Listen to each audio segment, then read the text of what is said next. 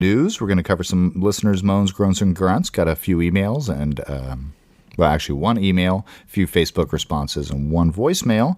And luckily for you, you're not going to have to hear us the whole time because Jason and Karen did pre-record the second half of their Season 3 rewatch, which will be coming up very shortly. So, first item I want to talk about is Walker Stalker Con. That's coming up November 1st through 3rd in Atlanta, put on by the Walker Stalkers. Jason and Karen will be there to moderate a number of panels. I think the Talking Dead may be there as well. They've got a lot of people lined up for this thing. Greg Nicotero, of course, is the guest of honor. They're going to be having Chandler Riggs and Lauren Cohen and, of course, Norman Reedus. But they did get a whole lot of other people now. We've got Emma Bell, who's going to be showing up, Melissa Ponzio, who plays Karen, Lawrence Gillard Jr., the new character Bob Stuckey. You haven't seen him yet, but he is a character in the comic, and he's also in the Rise of the Governor novels, so we'll get to meet him. And, drumroll please, that's close, pretty good, Denai Guerrera, Michonne herself, will be showing up probably to be on a panel and to be a guest, so that's exciting. But what's more exciting is we're giving away 2 free VIP tickets. So we got to, yeah, absolutely. So there's going to be contest to win 2 VIP tickets, which include passes to all 3 days, better seating for the Q&A panels, fast access to autograph and photo sessions, which is pretty cool. That's about, I think the VIP tickets go for about $200 for the 3 days. What? $250 at the door, I believe. Also, I will be there. Your mother may be joining me. I'm not sure. So Mrs. Blog may be there as well. I know a number of our listeners are going to be there. Plus a lot of the cast, a bunch of zombies, people like Judith O'Dea, who was Barbara from the Night of the Living Dead, the original zombie film. Yes, I knew her. I knew her son in high school. Wow. So that's a really big deal. And to enter this contest, tweet why you're excited about Walker Stalker Con to @WalkerStalkerCon. Now, the spelling of that's a little bit different. It's going to be at WALKRSTALKRCON.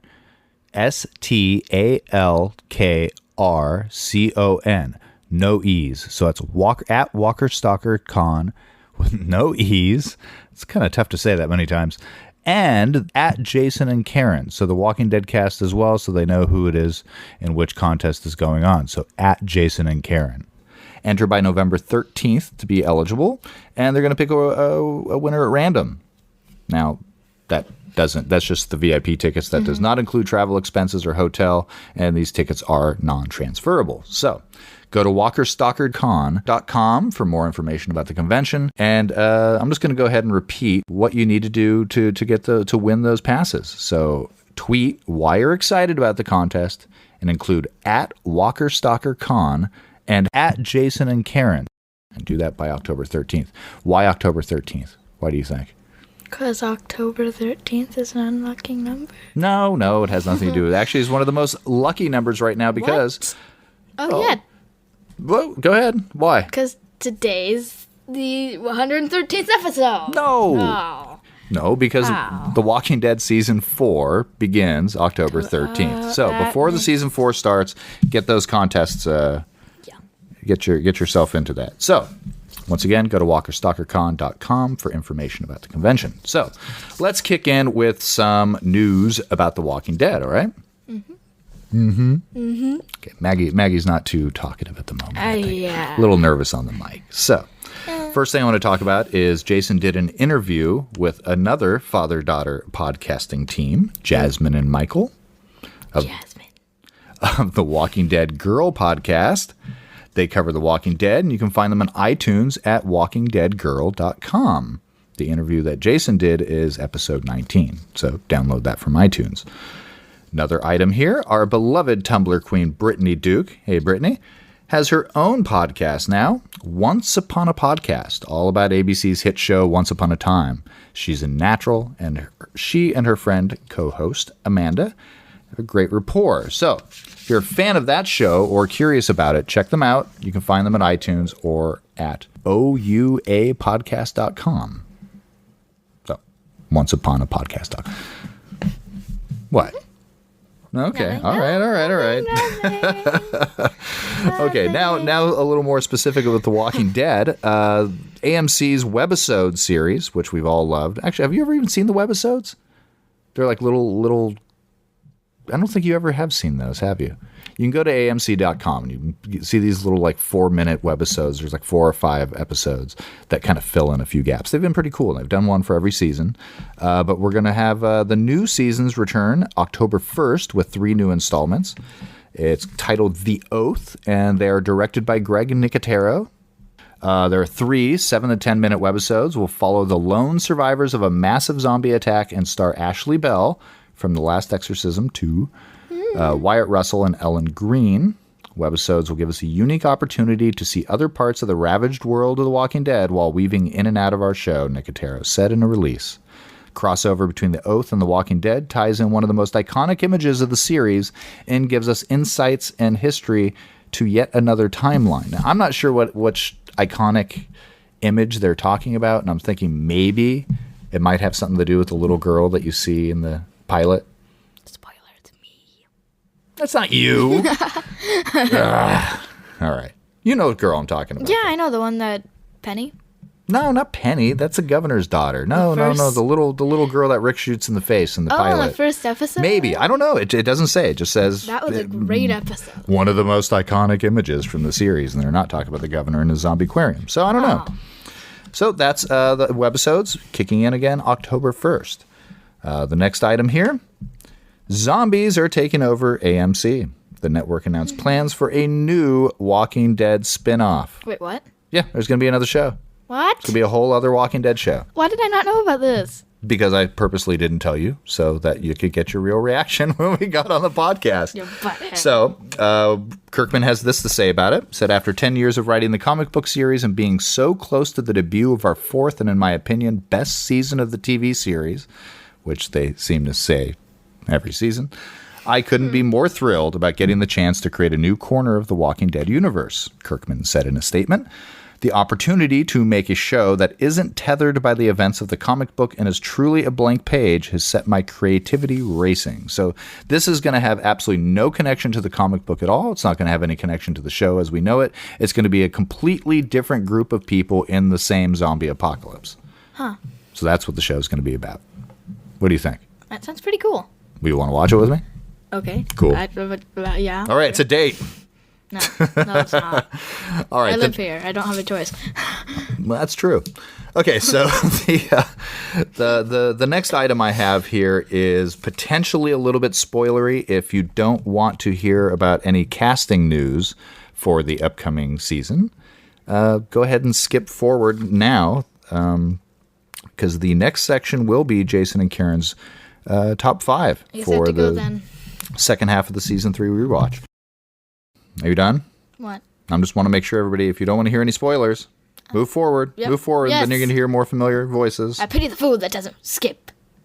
Okay. All right, Mrs. T. No. So we got a lot of new casting news going on for season 4. First person is Alana Masterson. She's the most recent one to be added. She is going to be a recurring character with the option of becoming a regular in season 5 if she survives. We don't really know who she's going to be, but she's rumored to be somebody named Tara Chalmers, a member of the Chalmers family. The only time we've ever seen her or that family was in the Rise of the Governor book.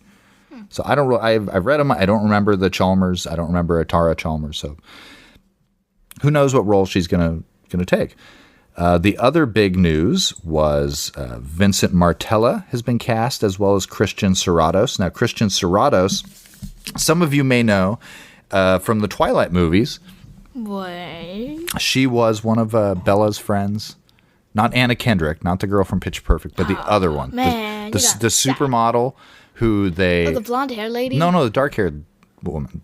The dark-haired girl. You don't remember. You don't know. But basically they said, hey, let's take the supermodel and make her look ugly and dorky by putting glasses on her. Because suddenly that turns a really hot girl kind of ugly when you put glasses on her, right? Just like how people always, just like how people always say, like, I can put glasses on and now become a nerd for Halloween. It's just like, that makes a big difference. Exactly. Not at all. Now, I got to let listeners know, Maggie gets a little offended by people being fake nerds. She takes a little bit of pride in being a bit of a geek herself. Not only does she watch The Walking Dead with her dear old dad and mom. Old. But she... Old, yeah, so the only thing that I got out of that. Will you please talk into the mic? Yes, I am. So, Christian Serratos will be playing... Now this is a little bit spoilery, so even for those of you who... for those of you who are familiar with the comic, you're going to recognize the name Rosita Espinosa.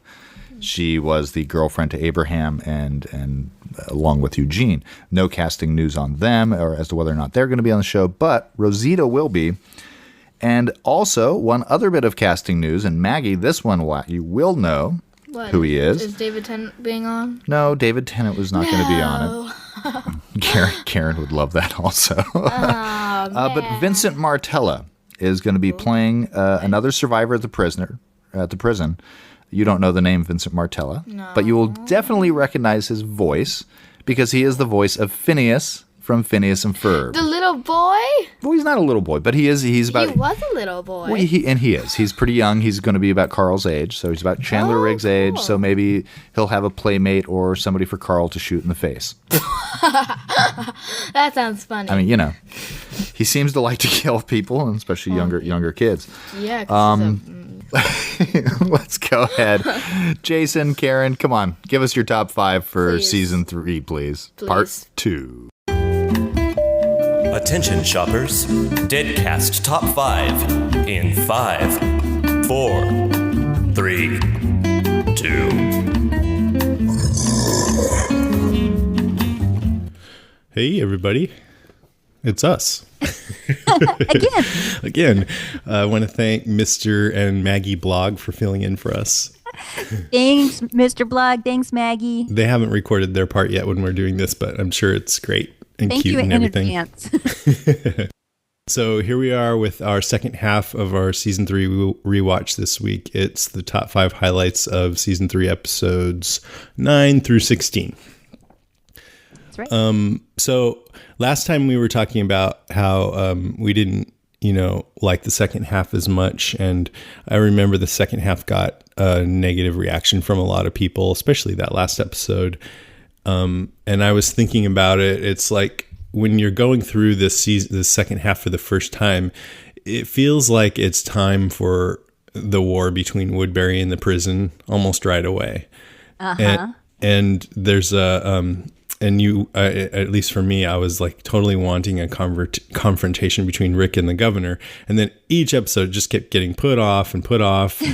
And then they had a little sit down. Yeah, they had a sit down for a whole episode. And then when it finally happened, not much happened. They didn't really, they went into the prison, but they didn't confront the characters really. And I think they filmed some stuff where some of our guys killed some of their guys. I have a feeling that's what happened, but then it just looked too brutal, so they left it out. So it just felt incomplete. And then the governor gets away, and he doesn't even face Rick head on.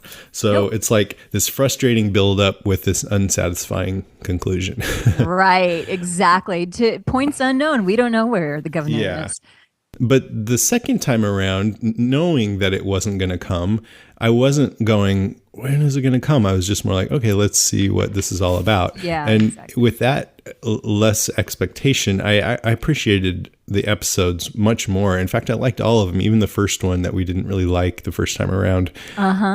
Because watching the whole series all at once, It felt like, it's good to have tension, and then a little bit of release. And so that episode, even though it was slower, the Suicide King, in the context of the whole thing, it felt like good pacing. Sure, but the way that they did it, coming back after that break, it was like, let's see what happens. Right. Not much. Right, exactly. Yeah, after you're waiting for months and months. Yeah, but if you're watching it all in a row, it's different. It has a different effect. But so to summarize, on my second rewatch, first rewatch, I felt like I liked the season a lot more, but I still felt like the end was unsatisfying with the governor getting away and everyone staying at the prison.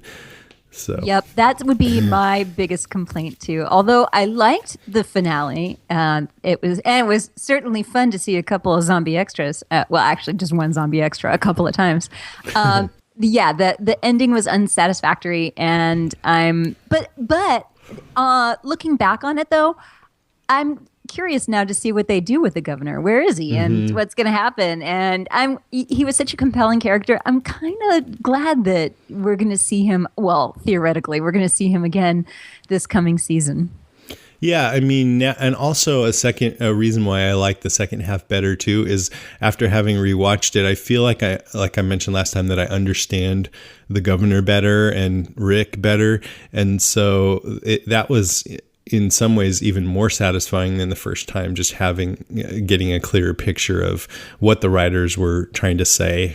Right. And so now I'm curious too. I read a rumor that this was a while back that 2 episodes next season will be standalone governor episodes. Oh, great. Yeah, so I don't know if there'll be any flashbackiness or what, but I also heard a rumor, and this is like totally unsubstantiated, that they might do a movie about him. Oh, like a prequel, maybe? Yeah, like based on the novels, The Rise of the Governor and all that. Yeah. I don't know. Prequels, I wish they would stop making prequels, actually. But this one might be interesting if they do it the way it is in the novel. I don't know. I guess I would watch it for sure. Yeah, you know what though? There's they just announced a prequel for Breaking Bad, based on Saul Goodman. Yeah, and I'm so excited about that. So well, I don't know. Not all prequels are bad. I was bummed to hear that that's a prequel, and there's at least I feel like there's a 10% chance that they're just saying it's a prequel, so we won't know whether Saul survives, and then they'll be like, "Psych, it's not a prequel if he survives." But if it is a prequel, then maybe some of the other characters that are gone can show up. Yeah, exactly. You know? Yeah. Which would be great. I won't name them because I don't want to spoil. But let's get into the Walking Dead stuff. Why don't you go first? Okay, so my number 5 is one particular moment that just really stood out for me, and that is the ending of the episode I Ain't a Judas. And that's when Beth starts singing, and she sings the Tom Waits song, Hold On, and it's from Mule Variations, great album. And it's a beautiful moment, and Emily Kinney has such a gorgeous voice.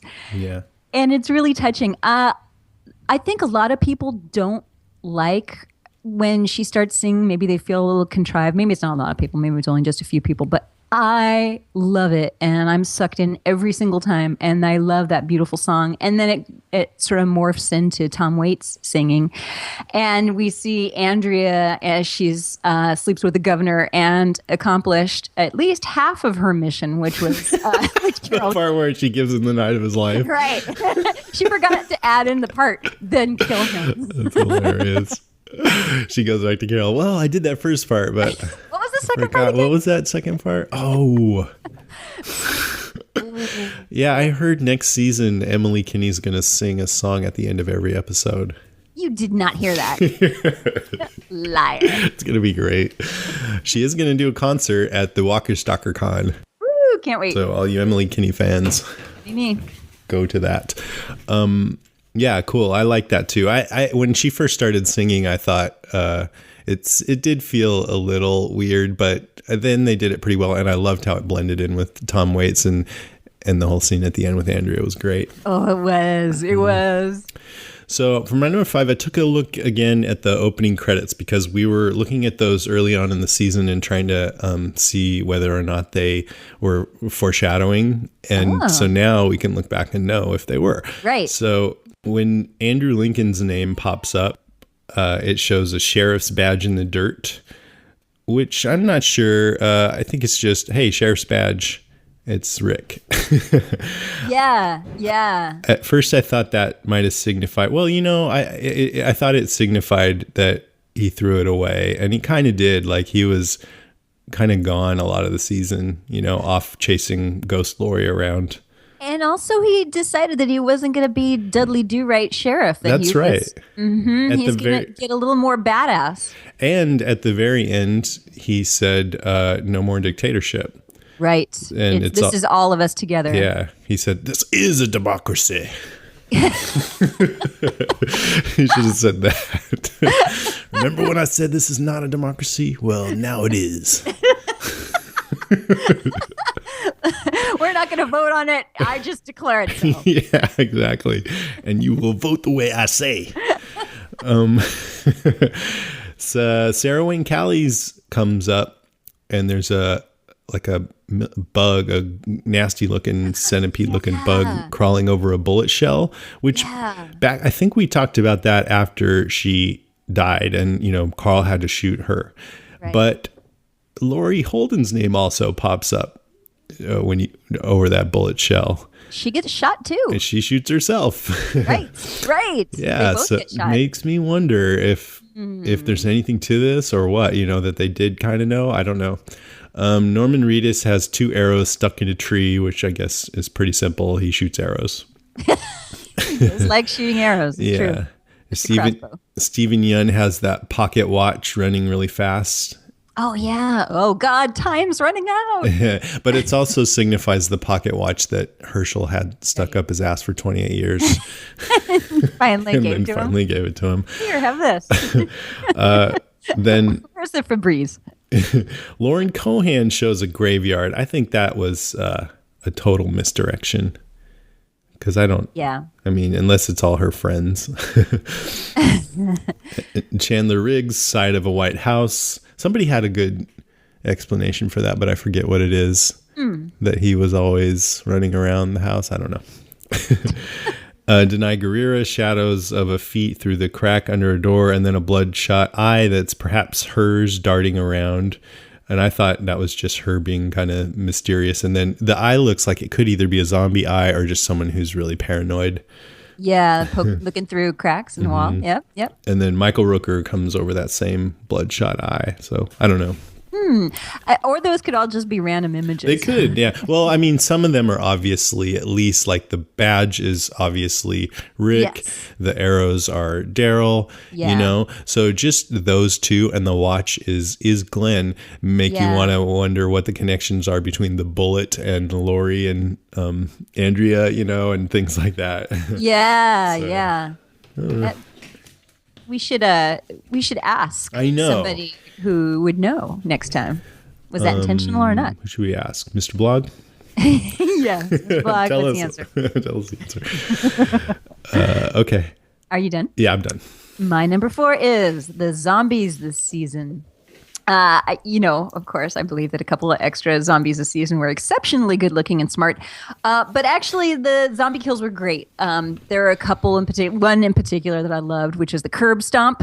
I didn't know what a curb stomp was before, and now I know, and it's hard to get that image out of my head. But the zombies this season, this half of the season, I thought were really, really good, and they're getting skinnier. They're looking more emaciated. When I was an extra, I got to meet a couple of the zombies who have been on for a while, and these young men are truly, truly thin people. I mean, they are really, really skinny guys with long, skinny necks and skinny heads, and they are just really thin humans, and so they look fabulous as zombies. They're really good zombies. So, yeah, the zombies this season, loved them. You never saw American History X, did you? No, I didn't. That was with Edward Norton as a skinhead white supremacist who curb stomps a guy. That's the first time I ever saw it. Wait, I think it was him that did it. Anyway, yeah. So it's like a ruffian move. No, it can be nice too. Just kidding. Curb stomp with love. Okay, this is my long one again. It's things that I found interesting the second time in retrospect. Okay. So the first episode, that I found something was Clear, which was a great episode. The whole backpacker thing, where they pass up the backpacker and he's like, wait, Don't leave me.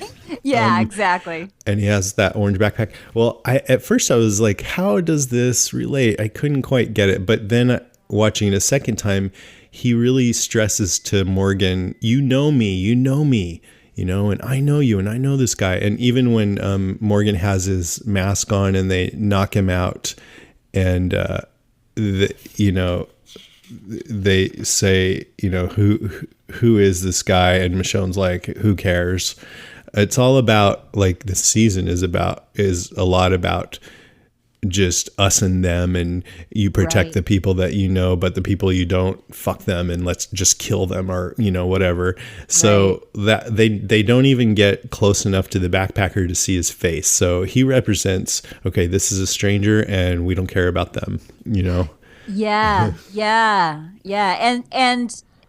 and at the end, he ends up inviting a bunch of strangers. Rick ends up inviting a bunch of strangers from Woodbury into the prison.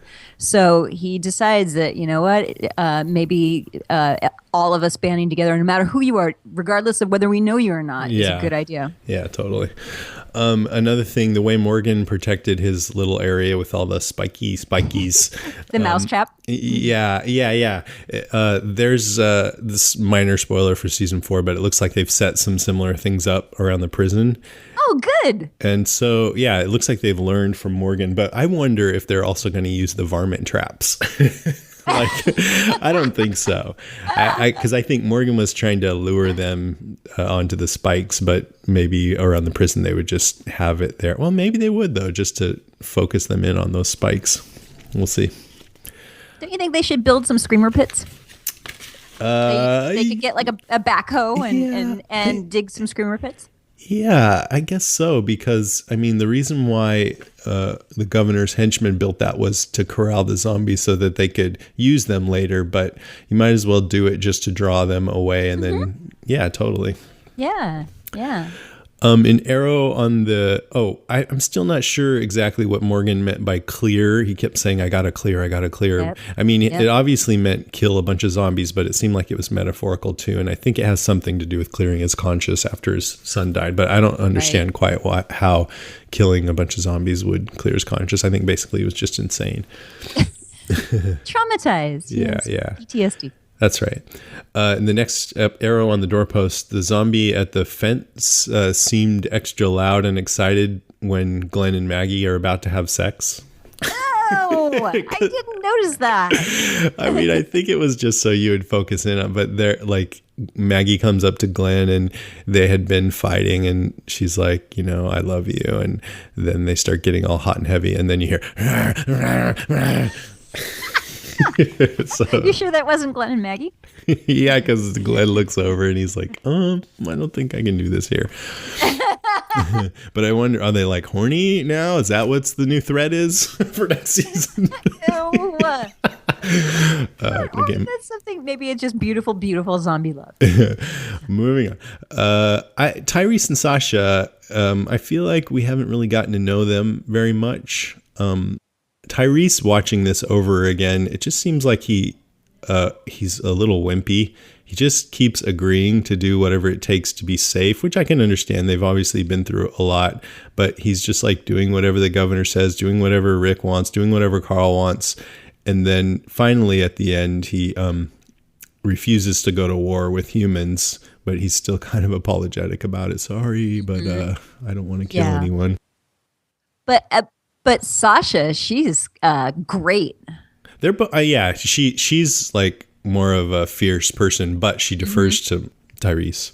Right. If he is weak like that, that will give his character somewhere to go. Yeah. Right. Well, I think we're going to see a lot more of him next season. I do too. The scene at the end with the exhausted Andrea finally making it to the prison after the governor had been chasing her around, and there's this nice music, and we're all relieved, and then he grabs her. Yeah. And you know what? Never relax. Never be happy. That's what that means. It's the kiss of death. Do you ever have stuff like that happen where you're like, yes, finally, and then it gets snatched out from under you? I constantly worry about that, it never happens. Yeah, so like The Walking Dead is sort of reflects all of my greatest fears. I was trying to think of one, And it's like, well, Chris Hardwick said he would come on for an interview, and then they just all of a sudden stopped talking to us. So that was like, but that was not like a huge relief when he said he would. It was kind of like, oh, cool. And then when they said no, it was like, oh, darn. So it wasn't quite the same intensity. Right. We'll try again. But, he didn't torture you in a dentist chair afterwards. he did, but I didn't mind so much. Let's see what else. I liked in This Sorrowful Life seeing Glenn. Daryl was approaching Glenn to see if there was any way he could forgive Merle for trying to kill him, and Glenn was completely unmoved by it. And I like that change dynamic where Daryl's kind of the tentative one down position and Glenn was more dominant. It made me like Daryl more to see him like that, you know. Yeah, his character has really changed since the beginning. It's been delightful seeing his character develop. I like it. Yeah, this season he's more about being part of the group and being a family. And he said to Merle at one point, you know, you can't exist in this world anymore without each other or something like that. You need people. You can't do things without people anymore. Which is so sad because then his brother's taken away from him. I know. That's really sad. That brings to mind that last time I had a category about emotional moments, but this time there weren't enough to make that a whole category. And I think maybe that's one reason why this season wasn't as well received, because there weren't as many. But you can't keep killing off major characters. Those are where the big emotions come from. But I think the biggest emotional moment this time is when Daryl died. God, yeah. I mean, Merle. Merle. Yeah. Right. And, with Daryl right there, and it's just, oh my God. And he was great. Yes, yeah, and that really got me. That whole thing about him, just stabbing at his face and crying like a baby. Yeah, very sad. Michonne, I don't really get why Michonne suddenly changes into the kind of person who would use words to get under a guy like Merle's skin. You know, she's sitting there trying to talk him into not going through with taking her to the governor, because in the first half of the season she would kill somebody for looking at her wrong, and of course she was tied up, but she just also seemed very calm, and I would think that Michonne would be capable enough to get out of that. And I don't know, it felt like her character underwent a transformation more because they thought she was too abrasive versus something organically with the actual character itself. Well, I disagree. I mean, you could definitely, who knows why they did it, but I'm glad they did it because I loved her, and I thought she ended up being the most charismatic character on the show. In fact, she's my number one. And I'll just say it right now. I loved her. I thought the second half they let her explain herself. They opened her up. It felt to me organic because she realized she has to be part of the group, and that transformation really happened in Clear when she goes out with Rick and Carl, and it was such a beautiful. Well, I'll talk about that too a little bit more, but so you think that ended up being my number one? I can see how she underwent somewhat of a change in attitude in Clear. I think she started out with that attitude though, because they were in they went back to where Rick his police station trying to get weapons, and he said, well, there's nothing here, so we're going to go around to these bars where I know guys had guns. And she said, well, there's not enough weapons there. And he said, well, that's all we got, so we're going to do that. Is that all right with you? And then she makes a big show of handing him this little bullet, which sort of symbolized, okay, yes, you're going to be the leader.